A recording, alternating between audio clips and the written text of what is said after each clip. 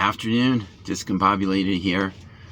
I just got back from one of the places I went to apply at the union, and I really want to do the railroad thing, but I also had this carpentry thing in mind, and so I thought, well, just to go through the process and a kind of an interview, get boned up, I'll do my second pick first, and then I'll try to do the other one. And then right when I was getting ready to get my resume tailored for the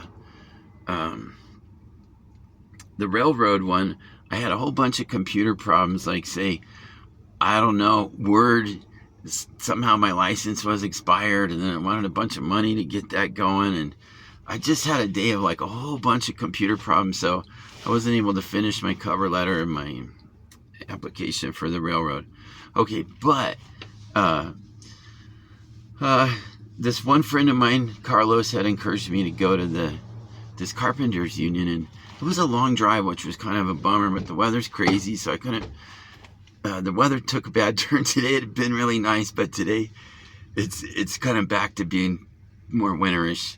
It's kind of just cold and gray and rainy. It's supposed to rain later, maybe even a little bit of snow, but not enough to snow shovel, of course. So anyways, I steamed down there to West Valley, which is like a 45-minute drive in Old Betsy, and it's such a rattle trap. It's so noisy, and air leaks and everything. You know, you can barely hear anything when you're in here. But I still love this truck. I used to not like it. I was so disappointed in myself for buying it, but now I feel so thankful. I mean, it's a strong runner. It's still strong runner. It's still good. And then, you know, I just need some money and I can get her fixed up. So, okay, so I pulled in, and it was like a big 2-story building and nice signage and everything. And for some reason, I wasn't nervous at all. I've been feeling different, like, and I think, you know, I said a quick prayer on the way there. I was going to be like, God, please help me get this job, and blah, blah, blah. But I was just like, I was like, God, just do with you what me will. You know, if it's not this, then help me to get on the path to whatever it is you want from me. If I'm not supposed to work, then, you know, just show me how to feed myself or something. But I don't feel that sense of pressure, like that fear, that panic that I had going on before. I've been relieved of that somehow, which is it's a wonderful feeling, you know. And I'd still like to get this job, but if I don't, you know, I'm okay with that too. But the experience was kind of interesting. And so when I went in, there was, like, say, an information-y looking type desk, you know, right to the right where you walk in the door. And so I turned around the corner, and I saw a lady sitting at a computer there, and I could tell she was Spanish right away. But real light-skinned Spanish, like probably maybe Cuban, or just really fair complexion, but definitely Spanish. Pretty attractive gal, too. A little older, nice lips. But I could tell she didn't like seeing me right away. She took an instant disliking to me for some reason.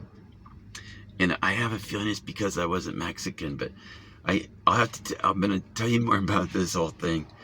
So then she asked me what I was there, and I told her, my buddy Carlos told me about, there might be an opportunity for some work here. And I wasn't even sure I was at the right office, so I said, I'm not sure if I'm in the right spot, but maybe you could steer me in the right direction. And she was kind of begrudgingly like, yeah, okay. Oh, what's your name? And then she called somebody and told somebody to come down. And then while I was standing there, there was like this big greasy Mexican walked in the door, and he just said, she asked if she could help him, and he was like, I'm looking for work. But I could tell she liked him right away, you know? And I was like, oh, I see what's going on here. And then I thought about how my buddy Carlos didn't need papers there, and I couldn't figure out, well, how's he working without papers, you know? And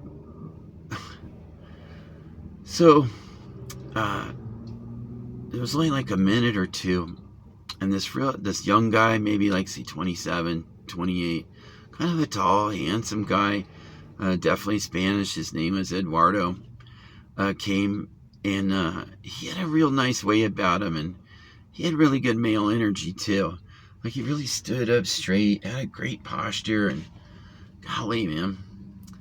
And he sort of had something that I wanted there. I was really struck by that. I was like, I don't know what that is, but he's got it, And so then he had me come in and was like, here, take a seat in here. I'm going to get some information for you.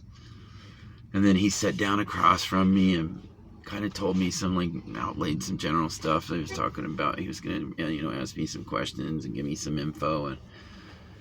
And then he asked me about my work history, and I felt like him and I had kind of good rapport.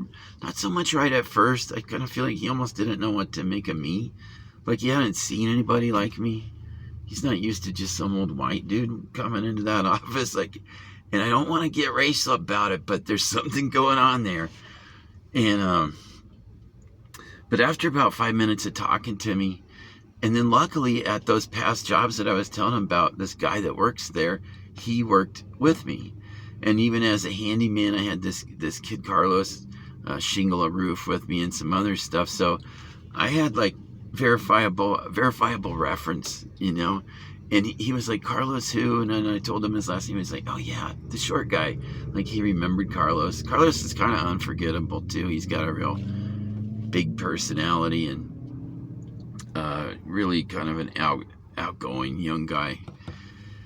And then at first the guy was kind of making it sound like there wasn't really anything there.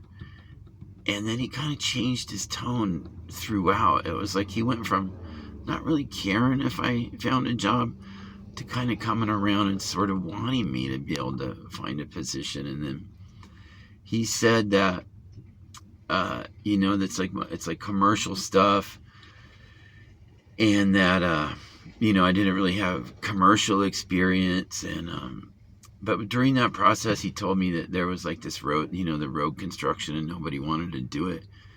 And after my experience with that place, Whitaker Construction, and when I quit there, I really regretted quitting there, and I kind of wanted to go back to that heavy duty, civil construction. There was something I really liked about it. And so I told him, I said, I didn't have Whitaker on my resume because I quit. But then during the process, I said, what's interesting that, and I said, I had a stint at Whitaker Construction. I told him that I didn't like how the guy talked to me, so I quit, So, but he seemed okay with that too. And so overall, I feel like it went really good. And then he showed me like the pay scale thing, and you come in as an apprentice, and there's like 8 levels. And then because I didn't have any previous commercial experience, he said that he felt like I would come in at level 2. And then there was a column that went across from level 2, and the pay rate was $19.98. But then it had a bunch of other columns and stuff, and then there was something about insurance, and they give you another $4 for insurance, and blah, blah, blah. So that, I guess your actual, I don't know, I still don't get it exactly, but somehow it comes out to be $24.95. And, but I think it really feels like 19, I think, because they're scraping off everything that was above 19 and putting it somewhere else. And then not retirement yet. You don't get into the retirement thing for a while. You got to be there for a little bit. But anyways, I felt good, and I felt like I had pretty good energy when I went in there. I didn't feel beat up or anything. I felt really normal, which was really cool. And so that's that. Now, when I get back to the place, I'm going to fire up the old piece of junk computer. I just hate my computer. It just fights me so much. Like when you open it and you hit the power button, I don't know what it's doing. It's just like thinking and doing, and just as a sort of way to taunt me. It's an Asus computer. It says something to you like thinking Asus, thinking forward, or thinking something. But I always just think, would you just think about what you gotta do right now? Don't think forward or think about anything else. And I used it I used AI to kind of help me to clean it up, and I did, kind of work around and do some stuff, shut some stuff off, and it got the performance improved a little bit. But I had run into all kinds of problems with Word, like licensing stuff and just all kinds of rigmarole. Right at the end when I finished that other my first resume cover letter, and then it does that thing where, like, I'm going to mention this, but you touch you hit the X to X out of the screen, and it doesn't X out, and the screen's still there.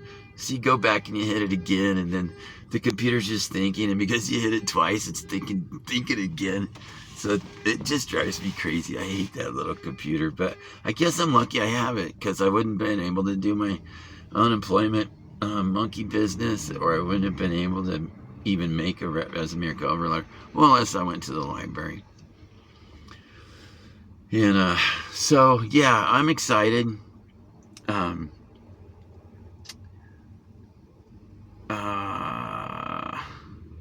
Yeah, I think that's it. That's all I got to share today. I'll see you next time. Thanks for listening.